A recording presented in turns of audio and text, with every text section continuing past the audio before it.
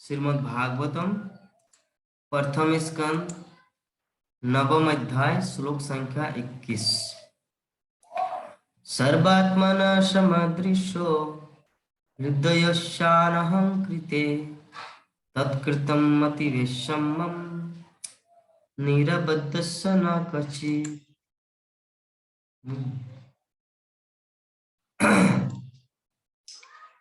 पूर्ण पुरुषोत्तम भगवान होने के कारण वो प्रत्येक के हृदय में विद्यमान है। वे सबों पर समान रूप से दयालु हैं और मत भेदाभेद के मिथ्या अहंकार से सर्वथा मुक्त है।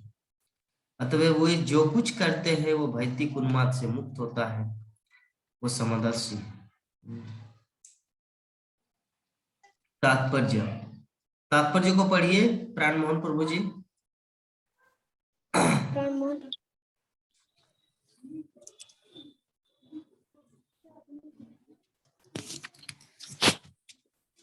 तात्पर्य श्रीला प्रभुपाद के द्वारा, चूंकि वे परम पूर्ण हैं अतएव उनसे कुछ भी भिन्न नहीं है। वे कैवल्य हैं, उनके अतिरिक्त और कुछ नहीं है। प्रत्येक वस्तु तथा हर कोई व्यक्ति उनकी शक्ति की अभिव्यक्ति है और इस प्रकार अपनी शक्ति के द्वारा वे सर्वत्र उपस्थित हैं, क्योंकि वे उससे अभिन्न हैं। सूर्य की पहचान सूर्य की किरणों के प्रत्येक इंच से तथा किरणों के प्रत्येक सूक्ष्म कण से की जाती है। इसी प्रकार भगवान अपनी विभिन्न शक्तियों के द्वारा सर्वत्र फैले हुए हैं। वे परमात्मा हैं और परम निर्देशक के रूप में सबों में उपस्थित हैं। अतएव वे पहले से ही समस्त जीवों के सारथी तथा उपदेशक मंत्री हैं। अतएव के सारथी के रूप में स्वयं प्रकट होते हैं तो उनके उच्चस्थ स्थिति में कोई अंतर नहीं पड़ता। यह तो भक्तिमय सेवा की शक्ति है जो उन्हें सारथी या दूत के रूप में प्रदर्शित करती है। क्योंकि जीवन की भौतिक अवधारणा से उनका कोई सरोकार नहीं रहता क्योंकि सरोकार नहीं रहता क्योंकि वे परम आध्यात्मिक सत्ता हैं। अतएव उनके लिए कोई कर्म न तो उत्कृष्ट है और न निकृष्ट। पूर्ण पुरुषोत्तम भगवान होने के कारण उन्हें मिथ्या अहंकार नहीं होता। अतएव वे अपने को किसी वस्तु से भिन्न नहीं मानते। उन्हें अहंकार का भाव संतुलित रहता है। अतएव वे अपने शुद्ध भक्त के सारथी बनकर अपने को निकृष्ट नहीं मानते।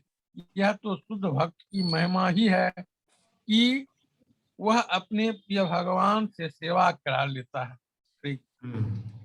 यस, ये तो शुद्ध भक्ति का प्रभाव है कि अपने प्रिय भगवान से सेवा करवा लेते हैं। तो ये जो हमारा 21 नंबर श्लोक है, भीष्मदेव आगे वर्णन करते हैं। हाँ, युधिष्ठिर महाराज को बोल रहे हैं कि हे युधिष्ठिर,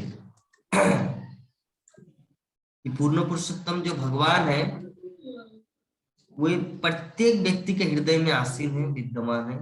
वे सबों पर समान रूप से और भेदाभेद के मिथ्या अहंकार से सर्वथा मुक्त है। अतः वे जो कुछ करते हैं भौतिक उन्माद से मुक्त होता है, वो समदर्शी। तो कभी कभी हम लोग अपने जीवन में देखते हैं, कोई कोई व्यक्ति जब दुखी होता है तो सोचता है कि हे भगवान, मेरे कपाल में इतना दुख क्यों लिखे। कभी कभी हम लोग कह उठते हैं। तो ये हमारा भ्रम है। यहाँ पे भीष्मदेव बोल रहे कि भगवान ऐसा कुछ नहीं करते, भगवान समदर्शी है। तो भीष्मदेव हमारे एक महाजन है और उन्होंने अपने जीवन का जो अनुभव, जो तत्वदर्शी है, वो जानते हैं। जैसे एग्जाम्पल के रूप में कोई व्यक्ति कोर्ट में जाता है किसी व्यक्ति की गवाही के लिए, बोलते कि हाँ, ये व्यक्ति खून नहीं हो सकता, क्योंकि मैं इसको बचपन से जानता हूं, ये खून नहीं कर सकता। तो कोई व्यक्ति उसको गवाही दे देता है और उसी अनुपात में उसको प्रूफ मांगा जाता है, सबूत, कि क्या प्रमाण है कि आप जो बोल रहे हो वो तथ्य है, वो सब सटीक है। तो फिर वो एक एक चीज का प्रूफ देता है। तो उसी प्रकार भीष्मदेव यहाँ पर युधिष्ठिर महाराज को और बाकी भक्तगण को आगाह कर रहे हैं कि भगवान श्री कृष्ण जो है ना, किसी का पक्षपात नहीं करते। वो समदर्शी है, सबके हितैषी है, सबके शुभचिंतक, प्रत्येक व्यक्ति के हृदय में आसीन। तो भगवान प्रत्येक व्यक्ति के हृदय में आसीन है। तो भगवान प्रत्येक व्यक्ति के हृदय में क्यों आसीन है, क्यों विद्यमान है, क्या कार्य है उनका यहाँ पर? परमात्मा अगर नहीं रहेगा ना जीव के हृदय में, तो व्यक्ति पागल हो जाएगा। ये जो हमारे अंदर जितना कुछ विवेक बुद्धि शक्ति है, हम लोग यद्यपि बोल सकते हैं सब कुछ चेतना से होता है, कॉन्शियसनेस से होता है, आत्मा से होता है, लेकिन आत्मा का भी जो पिता है वो है परमात्मा, जो क्षीरोदोक्षाई विष्णु का अवतार है, जो प्रत्येक जीवात्मा के हृदय में आसीन है, गाइड करता है। जैसे हम लोग भगवत गीता में देखे हैं कि भगवत गीता में एक रथ का उदाहरण दिया गया है। एक रथ में 6 घोड़ा है। 6 घोड़ा है और उसमें एक रस्सी है, जो 6 घोड़ा को बांधा गया है और रस्सी को खींच रहे हैं कौन? ड्राइवर। और ड्राइवर के परे एक व्यक्ति सीट में बैठा हुआ है। तो 6 घोड़ा कौन कौन है? 6 घोड़ा है हमारी 6 इंद्रियां। और जो रस्सी है, जो व्यक्ति खींच रहा है, वो कौन खींच रहा है? बुद्धि खींच रहा है मन के द्वारा 6 इंद्रियों को। ठीक है। और उसके परे जो बैठा हुआ है वो है आत्मा, सारथी। सारथी तो है ड्राइवर, मन। मन है रस्सी, सारथी है बुद्धि, और बुद्धि के ऊपर है आत्मा। चीज को समझ गए या? चलिए दिखा देते हैं आप लोगों को।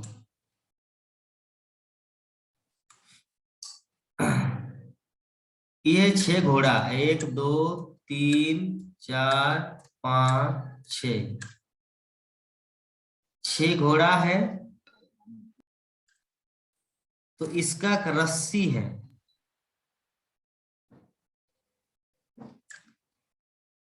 तो रस्सी जो है ना, इसको कहा जाता है मन।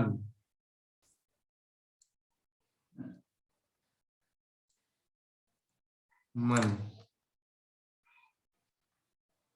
और यहाँ पे जो ड्राइवर है, इसको कहा जाता है बुद्धि।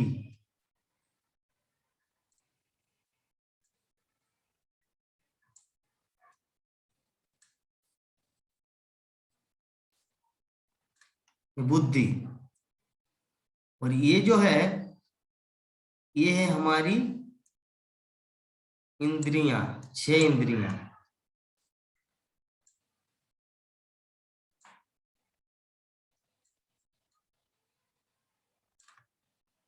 ये हमारी 6 इंद्रियां हैं। 1 2 3 4 5 6। तो 6 इंद्रियां हैं, 6 घोड़ा। 6 घोड़ा है, 6 इंद्रियां। हम्म।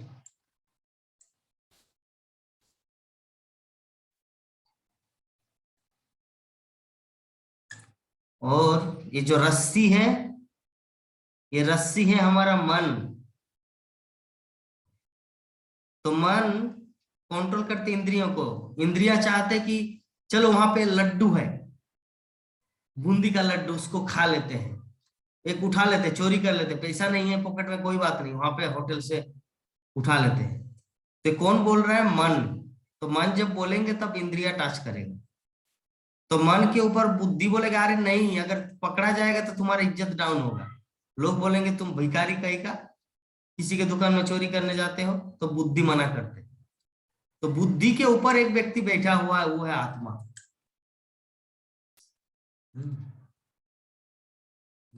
ये जो पूरा है रथ, ये जो पूरा रथ है, इसमें एक व्यक्ति बैठा हुआ है, ये है आत्मा। ये आत्मा, आत्मा से आता है बुद्धि, बुद्धि से आता है मन, मन से आता है हमारी इंद्रियां। इंद्रियां कहाँ से कंट्रोल होता है? मन के द्वारा। मन कहाँ से कंट्रोल होता है? बुद्धि के द्वारा। बुद्धि कहाँ से कंट्रोल होता है? आत्मा के द्वारा। और आत्मा कहाँ से कंट्रोल होता है? परमात्मा के द्वारा। तो यहाँ पे जो विषय वस्तु था कि अगर शरीर में परमात्मा नहीं रहेगा तो व्यक्ति पागल हो जाएगा, क्योंकि आत्मा के पास तो कोई ज्ञान नहीं है ना, क्योंकि वो अभी ढक चुका है, वो ढका हुआ है, अभी विस्मृत है। हम लोग को थोड़ी पता है। अगर मैं विभा माता जी को बोलूं, माता जी आप बोलिए तो आप आत्मा है, आत्मा है, वो थोड़ी बोलेंगे नहीं मैं भूमिका की माँ हूं, मैं प्रमोद प्रभु जी की धर्म पत्नी हूं। वो भी नहीं बोल सकते, कितना भी ट्राई करें। लेकिन ये ग्रेजुअली प्रोसेस से एक ना एक दिन हम लोग वो साक्षात्कार कर पाएंगे कि हम लोग ये फील करेंगे कि सच में यार हम तो पहले छोटी बच्ची थी, स्कूल में जाती थी, बच्चों से मारपीट करते थे, हाँ, अभी बड़ी हो गई, विवाह हो गया, 2 बच्चे हो गए, नौकरी मिल गया, फिर अभी बूढ़ी हो गई, अभी अंतिम समय है वृद्धावस्था की ओर, फिर कुछ दिन तो कहाँ जाना है, मैं क्या हूँ, हु एम आई, मैं कौन हूँ। तो ये रियलाइजेशन आएगा एक दिन। तो ये रियलाइजेशन आना ही ब्रह्म ज्ञान कहा जाता है, इसी को आत्मज्ञान कहा जाता है, और इसी को कहा जाता है तत्वदर्शी। तत्वदर्शी, तत्व को यथार्थ रूप में समझना। दर्शी मतलब देखना, और तत्व मतलब रियलिटी। तत्वदर्शी, तो भीष्मदेव तत्वदर्शी, उसी प्रकार हम सबको भी तत्वदर्शी बनना है, क्योंकि हमारे मनुष्य जीवन का यही एक लाभ है, अन्यथा इस जीवन का कोई मोल नहीं है। कुत्ते बिल्ली की तरह है हमारा जीवन। अगर हम लोग इस जीवन में आत्म साक्षात्कार नहीं कर पाएंगे ना, तो हमारा life only like a dogs and cats. कुत्ता और बिल्ली की तरह है हमारा जीवन, क्योंकि कुत्ता बिल्ली जैसे अपने जीवन के बारे में कुछ नहीं समझता कि मैं कौन हूँ, क्या करने आया हूँ, क्या जरूरत है इस जगत में आने का। उसी प्रकार कोई मनुष्य अगर ऐसा सोचे, अरे जीवन मिला, चलो सिगरेट पियो, गांजा खाओ, मीट मछली खाओ, रेस्टोरेंट में जाओ, होटल में जाओ, मिडनाइट ऐसे नाइट क्लब डांस, ये जो है ना, ये पागल का लक्षण है, प्रमाद का लक्षण है। तो पागल व्यक्ति, एक साइंटिस्ट, एक फिलोसोफर और डॉक्टर रिसर्च किए हैं कि व्यक्ति 25 या 75% हर व्यक्ति पागल होता है, ये रिसर्च में बताया गया है। मुझे याद नहीं आ रहा 75% बोला है या 25%, ऐसे ही तो लोग पागल है। और ये तो सच में है, रियलिटी में पागल है, 75% लोग पागल है। अभी कोई पूछ सकता प्रभु जी कैसे पागल है? हम नौकरी करते हैं, घर संसार चलाते हैं, बैंक अकाउंट पैसा है, एटीएम कार्ड से उठाते हैं, सब्जी खरीदते हैं, घर में रान्ना करते खाते हैं, ये तो आराम से लाइफ, हम पागल कहाँ है? अरे पागल का मतलब ये है कि हम लोग मूल रूप से आत्मा है, लेकिन जो ड्रेस हम सबको प्रकृति पहना दी है उसी ड्रेस के अनुसार काम कर रहे हैं। रियलिटी में तो वी आर सोल, हम सब आत्मा है, लेकिन आत्मा तत्व को तो हम लोग भूल चुके हैं। हम लोग तो देहात्म बुद्धि के अनुसार काम कर रहे हैं, देहात्म बुद्धि के अनुसार काम कर रहे हैं। हमारे मुरारी प्रभु बंदर की तरह क्यों कर रहे हैं? क्योंकि वो बच्चा है, वो सोच रहे क्या है मैं बच्चा। और हमारे प्राण मोहन प्रभु जी गंभीरता के साथ क्यों बैठे हैं? क्योंकि वो सोच रहा है मैं बूढ़ा, मैं वृद्ध व्यक्ति हूँ, और वृद्ध व्यक्ति का काम है अनुभव लेना, क्योंकि मैं वृद्ध हूँ। तो ये भी देहात्म बुद्धि है।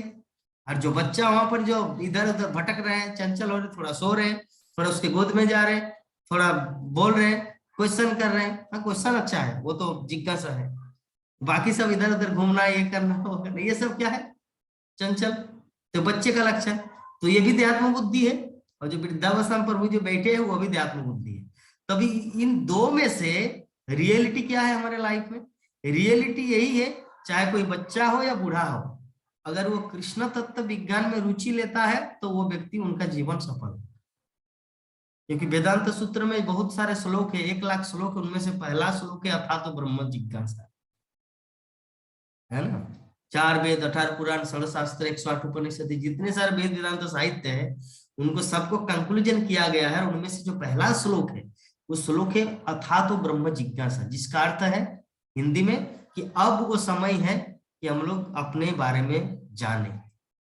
अथ मतलब अब, नाउ, ब्रह्म मीन्स भगवान, आत्मा, यूनिवर्स, जिज्ञासा मीन्स क्यूरी, इनक्यूरी, कि मैं कौन हूं, कहां से आया हूं, क्या जरूरत है यहाँ पर, ये सब, ये अथा तो ब्रह्म जिज्ञासा। तो ये जिज्ञासा जब आएंगे, लेकिन मेरे और मुरारी में दोनों के जिज्ञासा में अंतर क्या है? मैं भी बचपन में मैं अपने नाना जी को बहुत तंग करता था, मैं बहुत जिज्ञासु था, लेकिन मेरा जिज्ञासा और मुरारी के जिज्ञासा में अंतर यही है कि मुरारी स्टोरी से रिलेटेड जिज्ञासा करते हैं और मैं फिलोसॉफी से रिलेटेड जिज्ञासा करता था मेरे नाना जी को। जब मैं छोटा सा बच्चा था मुरारी की तरह, तो मैं फिलोसॉफी से रिलेटेड जिज्ञासा करता था कि दादू ये तारा क्या है, रात को दिखते दिन में नहीं दिखता, व्हाट इज दिस मैटर, जबकि सूर्य दिन में दिखता है रात में नहीं दिखता, इसे कहते हैं फिलोसॉफी। जबकि हमारे मुरारी का प्रश्न होता है, अच्छा किष्किंधा में वो किसका बाप था जिसको मारे, और फिर कौन से डेट में हुआ, तो अच्छा है। तो हमारे मुरारी का जितना सारा प्रश्न पूरा शास्त्रीय रिलेटेड, अच्छा है, भविष्य में अच्छा भागवतम प्रवचन करता बनेंगे।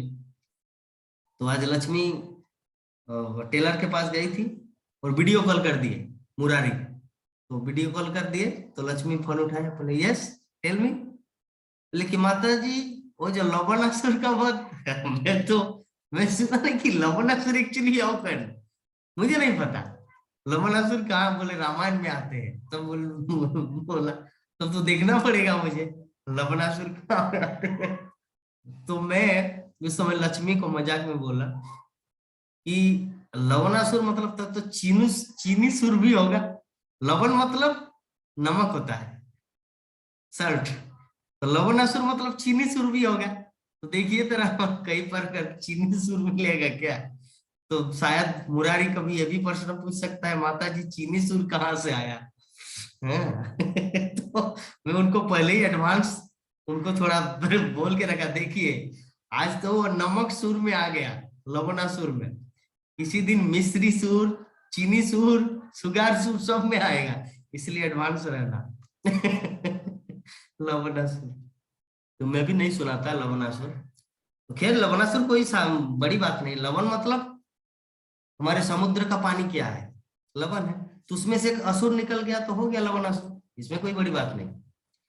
बकासुर, बक जो कृष्ण को मारने के लिए आए थे, अघासुर एक सांप असुर बन के आए थे, फिर परलंबासुर, तृणावर्तासुर, उसी में से एक लवणासुर होगा, इसमें कोई बड़ी बात नहीं है। लवण मतलब समुद्र, समुद्र का पानी लवण लवणीय होता है, नमकीन होता है, तो इसीलिए उनमें से एक राक्षस प्रकट हुआ जो भगवान विष्णु के हाथों में मारा गया।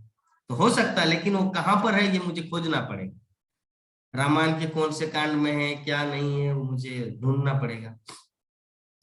अच्छा मुरारी ये सब कहाँ मिलता है आपको, ये जिज्ञासा कहाँ से मिलता है ये सब? प्रभु जी जब क्वेश्चन सोचते हैं मेरे मन में, क्या जब हम क्वेश्चन सोचने लगते हैं आपसे पूछने के लिए, तो यही सब आ जाता है मन में।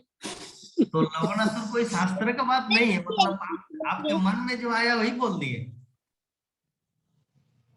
हम मेरे दिमाग में जो क्वेश्चन आता है वही बोल देते हैं। ओ तब तो गीता माता जी भी प्रश्न करेंगे, प्रभु जी आलू सुर, बैगन सुर, मतलब वो भी कुछ कुछ ऐसे बोलेंगे कि आप लवण का सुर बोल दिए, हल्दी सुर, धनिया सुर, जीरा सुर, मन में जो आए वही बोल देंगे।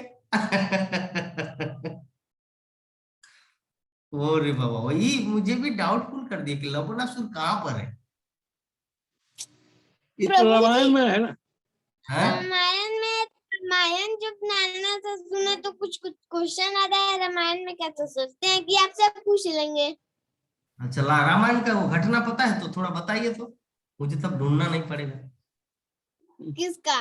लवणासुर के बारे में या नमकसुर के बारे में? बहुत ऋषियों को तंग करता था। कलकत्ता का रावणासुर बहुत ऋषियों को तंग करता था। और तो ऋषियों को ऋषि लोग के पास, तो लक्ष्मण जी बोले कि हम जाके मारेंगे, परंतु शत्रुघ्न जी रोक दिए, बोले कि आप क्यों मारेंगे, हम तो नहीं मारे, हम मारेंगे। इसीलिए वो गए, फिर वाल्मीकि जी के पास गए और लवकुश को आशीर्वाद दिए, एक माला पहनाए। तो वाल्मीकि जी बोले कि तुम रातों रात चढ़ाई करना, क्योंकि रात में मेरा त्रिशूल का रहता है, अगर उसके पास त्रिशूल रहेगा तो उसको कोई नहीं मार सकता है। इसीलिए वो रातों रात चढ़ाई किए। तो उनको विष्णु जी का जो बाण था वो राम जी दिए थे कि उसी से उसको मारना, तो उसी से उसको मारे थे। अच्छा, बहुत सुंदर।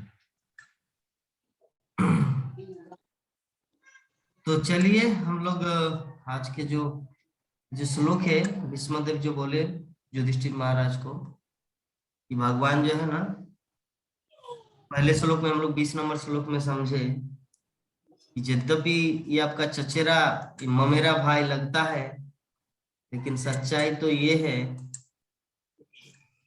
ये साक्षात परम पुरुषोत्तम भगवान है। और इस श्लोक में 21 नंबर श्लोक में बता रहे कि भगवान जो है ना, सबों को समान रूप से कृपा करने के समक्ष, मतलब आपके निकट आए हैं और सबके प्रति दयालु। ऐसा नहीं कि सिर्फ 5 पांडवों के प्रति दयालु है और मुरारी, प्राण मोहन प्रभु, गीता माता जी, जगन्नाथ देव, विभा माता जी, नंद किशोरी माता जी, राकेश कुमार प्रभु जी के लिए समदर्शी नहीं है, एकमात्र भाव 5 पांडवों के लिए, ऐसा नहीं है। भगवान सबको कृपा करते हैं। अभी जो जिस मात्रा में लेना चाहेंगे, जैसे एग्जाम्पल के रूप में पानी बरस रहा है, तो पानी बरस रहा है, तो अगर हम लोग बाल्टी भरेंगे तो बाल्टी फुल होगा, एक ड्राम भरेंगे तो ड्राम फुल होगा। हाँ, और अगर एक कपड़ा में गमछा को इधर से गांठ मारेंगे और ऐसे लेंगे तो गमछा में पानी नहीं टिकेगा, नीचे गिर जाएगा। एक जाल, बड़ा सा जो मछली पकड़ने वाला जाल में अगर पानी को आप रखना चाहे तो नहीं रहेगा। तो भगवान सबको उसी प्रकार कृपा करते हैं, पानी की बरसम की तरह। अभी लेने वाले के ऊपर डिपेंड है, क्यों किस से लेंगे, बाल्टी से लेंगे या थाली से लेंगे या मतलब ड्राम से लेंगे। उसी प्रकार तो यहाँ पर भीष्मदेव बोल रहे कि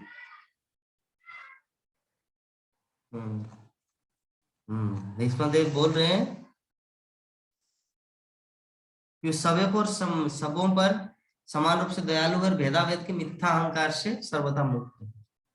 भेदाभेद के मिथ्या अहंकार, भेदाभेद मतलब अरे ये ब्राह्मण है, ये क्षत्रिय नहीं है, हिंदू है, मुसलमान है, ये क्रिश्चियन है, ये बुद्ध नहीं है, तो ये है भेदाभेद। आत्मा होने के नाते हम सब एक है, हर कोई जीवात्मा है। गीता माता जी, हम लोग शिव तत्व के ऊपर आलोचना की है, आप शायद नहीं थे, कि शिव और विष्णु में अंतर क्या है। विष्णु जो है ना वो दूध की तरह है और शिव जो है ना दही की तरह है।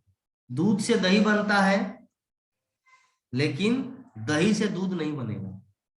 उसी प्रकार विष्णु से शिव बनेगा, लेकिन शिव से विष्णु नहीं बनेगा। ठीक है, आप बताए थे प्रभु जी, ये आप बताए थे और भी पहले। हाँ, और कुछ इसके अलावा? इसके अलावा जब शिव महापुराण सीरियल स्टार्ट करेंगे जय हनुमान के बाद, तब पता चलेगा पूरा डिटेल। ऐसे में फिलोसॉफी में तो बहुत कुछ बोला जा सकता है, जब ब्रह्म संहिता के ऊपर हम लोग डिस्कस करेंगे। स्टोरी के लिए हम लोग ऐसे ही एक एक करके, जीवन तो बहुत बड़ा है हमारा, तो सब सीरियल को हम लोग मुझे लगता है देख पाएंगे। विभा माता जी का क्या कहना है? रामायण,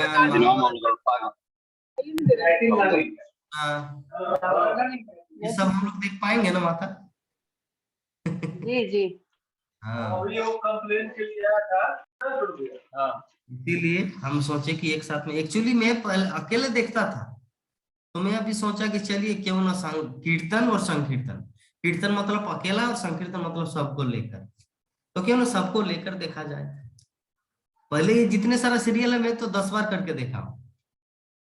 श्री कृष्णा हो, विष्णु पुराण हो, विष्णु पुराण तो कम से कम 6-7 बार देखा पूरा टोटल विष्णु पुराण। गीता माता जी तो 2 बार देख के थक गई है। बोले कि नहीं प्रभु जी, पहले तो आता था टीवी में, उसके बाद पिछले साल के लॉकडाउन में 2020 में मैं विष्णु पुराण को देखा हूँ ओनली 2 टाइम्स। मैं 7 बार देख चुका हूँ, फिर भी देखता हूँ, क्योंकि कृष्ण तत्व ये जो related to Krishna anything you can listen watch, ये बेनिफिट ही है। कृष्ण से संबंधित कोई भी चीज हम सबको मंगलमय करेगा। तो चलिए, आज का हमारा जो क्लास था श्लोक संख्या 20 और 21, इस संबंध में अगर किसी भक्त का कुछ प्रश्न हो तो पूछ सकते हैं। हमारे टॉक शो कब होगा? आज कौन सा वार है? मंगलवार। टॉक शो होगा परसों को, गुरुवार को। परसों। तो चलिए, प्रभु जी आप बताए कि गाड़ी में से रस्से से घोड़ा खींचा रहा है, घोड़ा के रस्सी में तो ये गला में तो लग रहा हो, तो मरा क्यों नहीं? कैसे मरेगा? वो तो हर जगह होता है। घोड़ा को तो वो कैसे मरेंगे? आप घोड़ा नहीं देखे कभी? घोड़ा को कैसे खींच? टमटम देखा? टमटम क्या कहलाता है? टमटम जो है वो नहीं मरता भाई। अब गोरू देखे? गोरू बैल देखे? बैल हाँ बैल तो देखे। हल चलाए हैं कभी? हम हल चलाए हैं। उसमें से तो गोरू को यहाँ पे बांधा जाता है, जुआल बोलते हैं उसे, जुआल। फिर उसमें हल रहता है बीच में, जुआ। हल चलाए हैं। प्राण मोहन प्रभु जी हल चलाए हैं जीवन में? जी। अच्छा। विवाह माता जी कभी रोपण किए? रोपा लगाए? रोपा जैसे धान के खेत में जो वर्षा श्रावण के महीने में जो रोपण किया जाता है, नहीं ना? चलिए।